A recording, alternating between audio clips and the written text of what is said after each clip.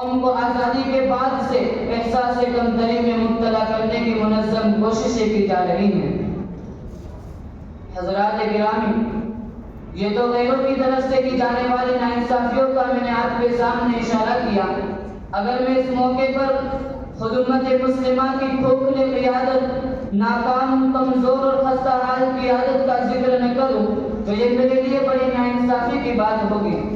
بلکہ حقیقت تو یہ ہے کہ اس گل کو آگ لگ گئی گل کے چراغ سے کہ مصداق مسلمانہ میں ہند کی پسماندگی، چاہے وہ دینی ہو یا معاشی، معاشرتی ہو یا سیاسی، اور اس کے پیچھے ایک بڑا سبب ان کی مفلوج، بیمار اور نامنہاد قیادت ہے۔ یعنی رہزنوں سے گلا اتنا نہیں جتنا کہ رہبروں کی رہبری کا سوال ہے۔ کسی شاعر نے صحیح کہا ہے، ہمیں اپنوں نے لوٹا غیروں میں کہاں دم تھا، ہمیں اپنوں نے لوٹا غیروں میں کہاں دم تھا، میری کشتی وہاں ڈوبی جہاں پانی کم تھا۔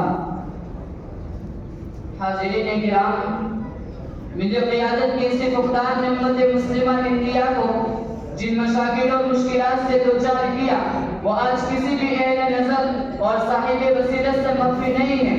جب اپنوں کی قیادت ملت کو نصیب نہ ہوئی تو انہوں نے اغیار کے دامن میں پناہ ڈولی، انہیں کو اپنا مسیحا اور نجات دہندہ سمجھا۔ کبھی انہوں نے کسی پارٹی کے ساتھ اپنا رابطہ قائم کیا تو کسی پارٹی پر اعتماد کر لیا۔ بالآخر نتیجہ یہ ہوا کہ نہ خدا ہی ملا، نہ مثال صنم، نہ ادھر کے رہے نہ ادھر کے رہے۔ ملک کی تاریخ گواہ ہے کہ آج تک ان میں سے کوئی بھی ان کا ہمدرد، ہمنوا اور مددگار ثابت نہیں ہو سکا، بلکہ ہر ایک نے ان کا استحصال کیا، ہر ایک نے ان کی اس کمزوری کا غلط فائدہ اٹھایا، ہر ایک نے ان کے ساتھ غداری کا معاملہ کیا۔ حاضرین